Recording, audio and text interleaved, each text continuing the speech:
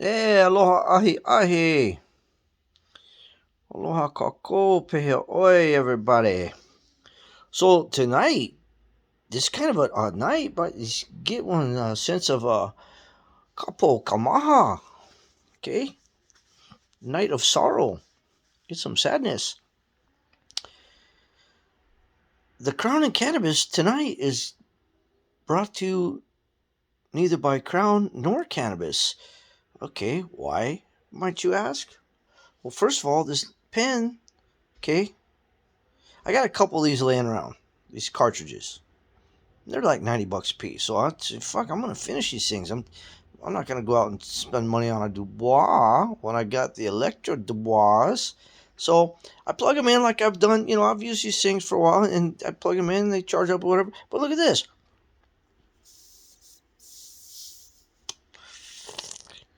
This Hawaiians would say, "Fuck, bro, no more nothing. I'll Paul lose money. These fucker." That's the problem with modern technology. I mean, fuck, it's got its place, but so no cannabis, and then I've not been drinking much Crown lately because all I got is vanilla. I got like 4 bottles of vanilla, so I'm just kind of reverting back to the old standby, my mics, and like I've said maybe twice. If you guys are not running out and trying these things, you're blowing it. You're only cheating yourselves, you know. Let's try a little peer pressure. What are you scared? Everybody else is doing it. Look, I'm doing it. You know? Don't you want to be cool? Well, your friend's gonna laugh if you don't. You want everybody to laugh at you? Okay, anyways, yeah. Mike's, but and oh, by the way, I've noticed the GoFundMe account, which is going to finance my bribery to the Mike's people to so I obtain a position of power somewhere within the company. Fuck, give me something. Give me a title, some type, a chief tester, something, And I've gone the normal routes, and it just hasn't proved successful. So now I'm just gonna fucking bribe whoever I got to do. But that's where the GoFundMe account comes in. Come on, you guys. And I've noticed the thing's not really. I think I got like $12 or something. So you guys need to step it up. Anyways, just a couple things political tonight. First of all, I'm beyond belief. I'm just stunned beyond belief by the degree to which we are now ruled by the exact same type of tyrannical government, corrupt government that our forefathers fought against. What, not even 300 years ago? What is it, 240, 250 years? But as a nation, we are babies. We're just little embryos. Yet, in that short amount of time, we've become allegedly, supposedly, the greatest nation in the world, leaders of the free world, most powerful. But I don't know. Don't even get me going on that because I don't know, man. But we are ruled. And at least back then, people had balls and they said, "Fuck this noise. You're gonna tax our tea by 3%." They went to fucking war over tea.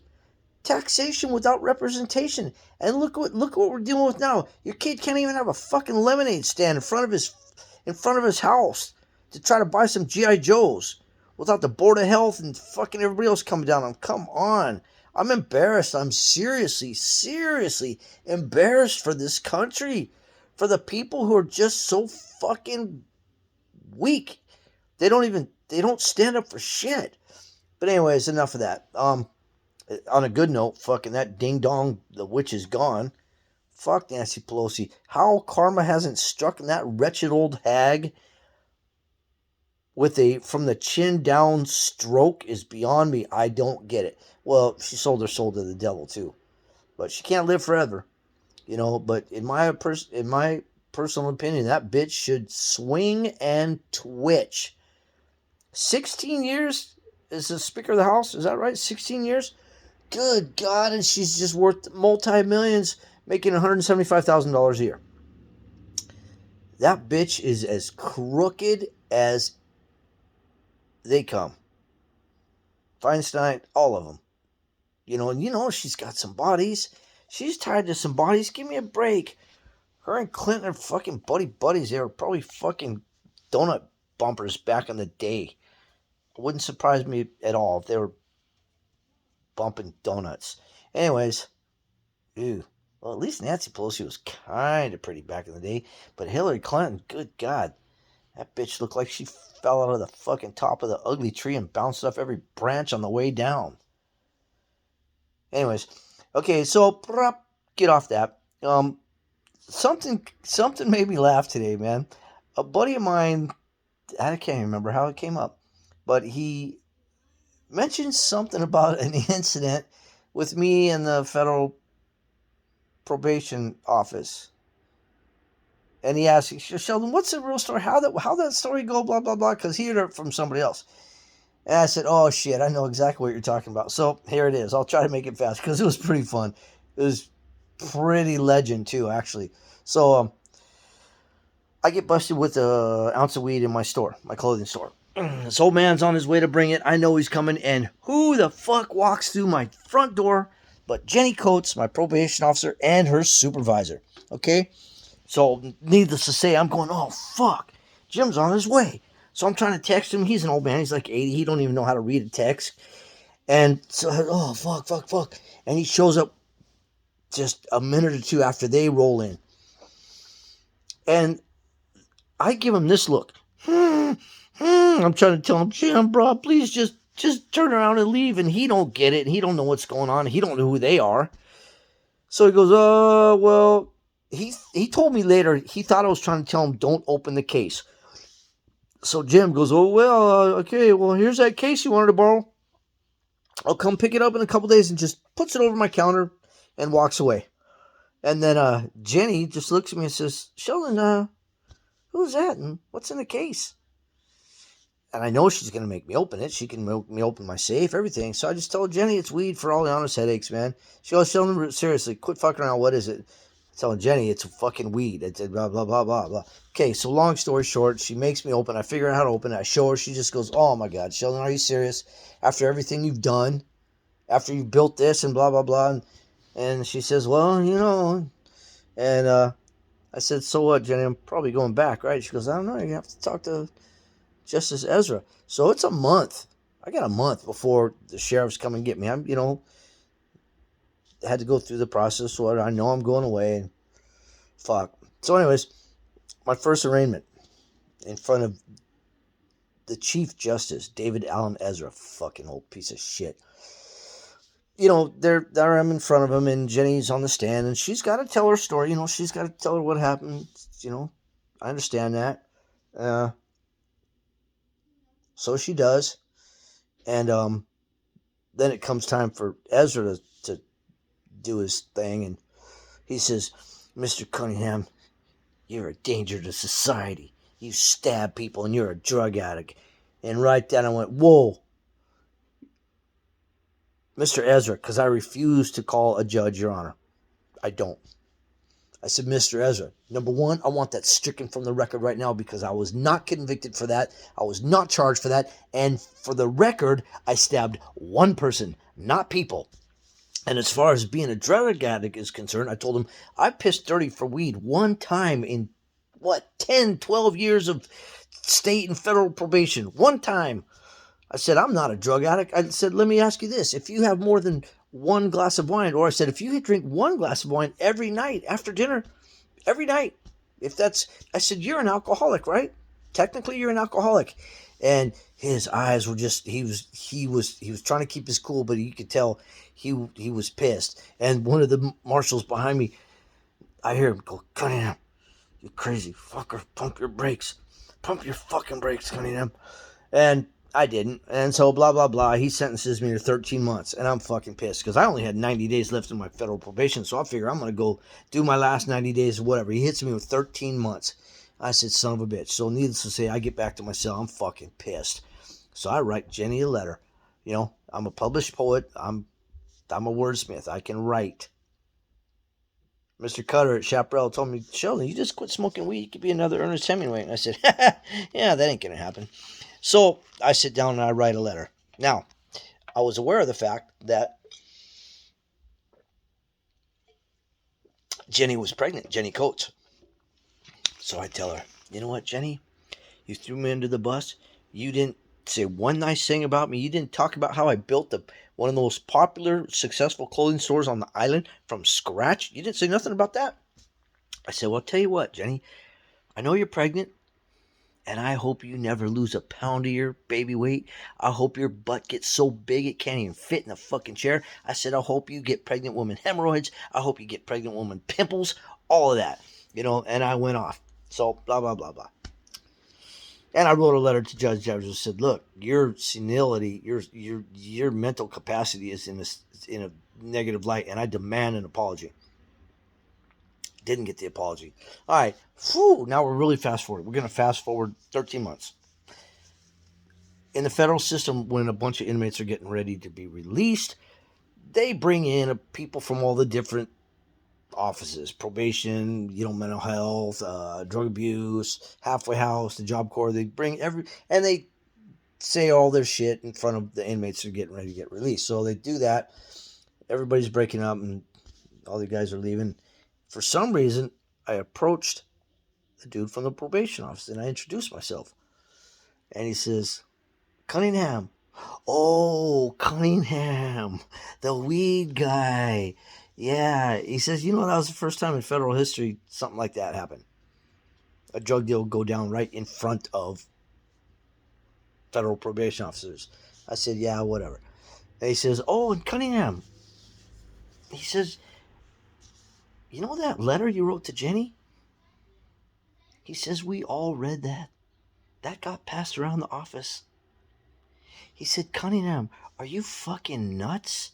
Do you have a death wish? He says, you do not tell a pregnant woman that you hope she never loses her baby weight. And the shit about the pimples and the big butt. He says, you're insane. I said, I don't give a fuck. Because, all my probation officers, they all love me. They said, Sheldon, we never know what's going to come out of your mouth. You make this job fun. You make us laugh. We never know what to fucking expect from you. So I was bummed at her. I was just venting. But anyways, so when I get out and I'm meeting with my new probation officer, I see Jenny coming down the hall and I say, Jen, come here. Come on, Jen. Come on. I say, have you been working out? Because you look great. And she goes, oh, Cunningham.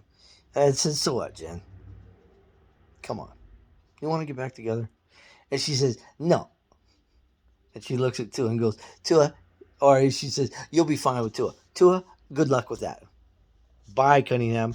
So that was just, it made me laugh to retell that tale today. But I tell you what, man, I made life hell for everybody. The warden, the one of my COs, he says, Cunningham, God damn, you're gonna make me drink. You're gonna drive me back to drinking.